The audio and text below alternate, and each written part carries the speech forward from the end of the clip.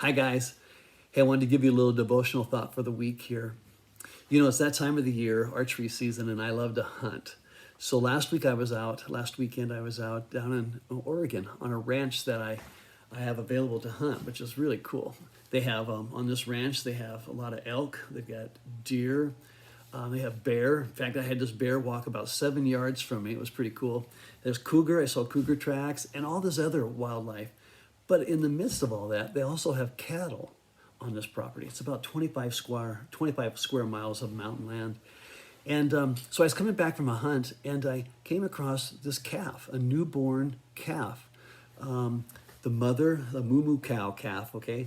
And the mother abandoned it. She wasn't anywhere. And here's this new calf laying there, extremely dehydrated and weak and couldn't even hardly stand up.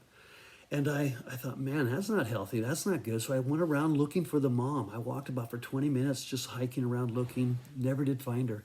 So I came back and I tried to give the calf some water, but it doesn't know how to lick or lap water like a dog, and I couldn't get the water in her mouth. And she just laid there limp. And I thought, oh, I got to get the ranch hand here to come and get her, and then he can give her some formula or something. So I jumped to my side by side, went all the way across the ranch, and went to the rancher's place there, and the ranch hand wasn't home. But I left a message with his wife, and she says, I'll make sure he gets the message, and he gets up there and finds that calf. I go, great. So I went back to my camp and had lunch, and I was preparing for the evening hunt. And then that evening I went out, and I headed to the same area where that calf was, and I thought, I'm going to go check to make sure that ranch hand found the calf. I went in there, and I found the calf laying there. The ranch hand had not been there yet. I thought, oh no, this isn't good. The calf was laying there, not even moving. His eyes were rolled back, and I thought, oh no, he's dead. I already found one dead calf earlier that morning. They're all calving this time of the year. And for some reason, I don't know why this mom abandoned him, but she did. This calf I thought was dead. As I got closer and closer and leaned down to it, it moved, and I thought, oh, it's still alive. So I thought, I've got to get some water in this thing. How can I do that? I put my finger in its mouth, and it started to suck on my finger, and I thought, I got an idea.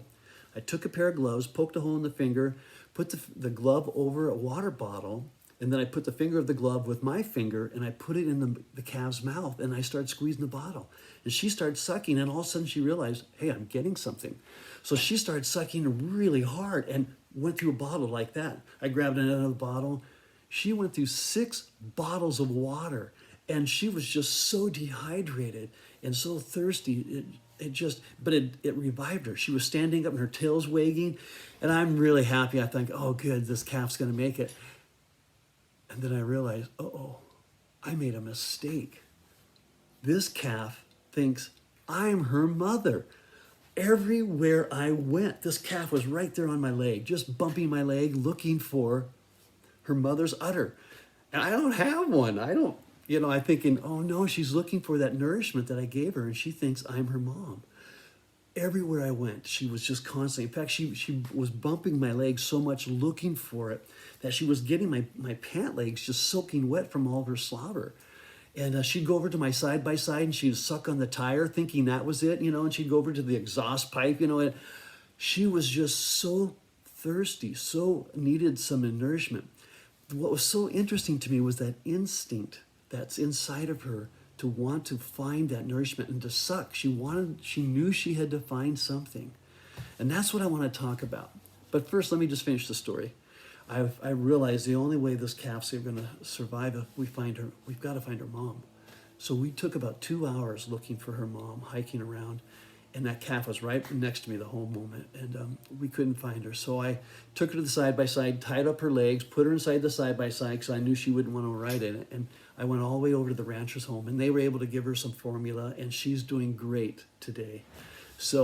But let me go back to that thought, that instinct, that basic instinct of her to want to find that nourishment.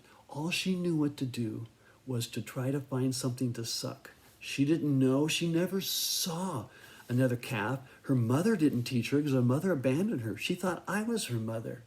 It was just something basic in her that she knew that she had to get nourishment. I was thinking about that later, and I thought, you know what? What is my basic instinct? What is if I stood to take all the stuff away, what is the most basic thing that I need? If you're reading the Bible with us on the Daily Audio Bible, you know that we just started the book of Ecclesiastes. And Solomon is talking. You know, God has blessed Solomon more than any other king. And he gave him wisdom more than any other man on this earth. And so with that wisdom, people came from miles and all around the world just to hear of his wisdom, to see the things that he was able to make and create and to develop and build because of his wisdom. He had these possessions like no other king had ever had before. He had 700 wives, my word, and they were the most beautiful women in the world. He had everything that he ever wanted. And when it came to the end of his life, he said, all of this stuff, it's all vanity. It's meaningless. It's pointless. It's worthless. It does not satisfy. But the only thing that really does matter, he says, is a relationship with God. That is our basic instinct, is to have a relationship with God. It's important to have a great relationship with other people, but if our relationship with God is not solid and healthy, then we will not have a healthy relationship with other people. So the basic instinct that we have is to have first a solid relationship with God. That's what's most important. You strip away all this stuff. That is what's most important to us. Just like that calf, the thing that was most important to her, all she knew what to do was to find nourishment. For us, what we need to do is to have that solid relationship with Christ. And the other stuff, we can't take it with us. It's just it's all vanity. So you guys, I hope that can be an encouragement to you today and a reminder, just like the calf reminded me what's important in life. I hope it can be a reminder to you today that most important, God and our relationship with him is what will keep us in life. It will keep us healthy. It will keep us strong. It will nourish us. So guys, I hope that can be an encouragement for you today. Have a great week. Lord bless you. Love you.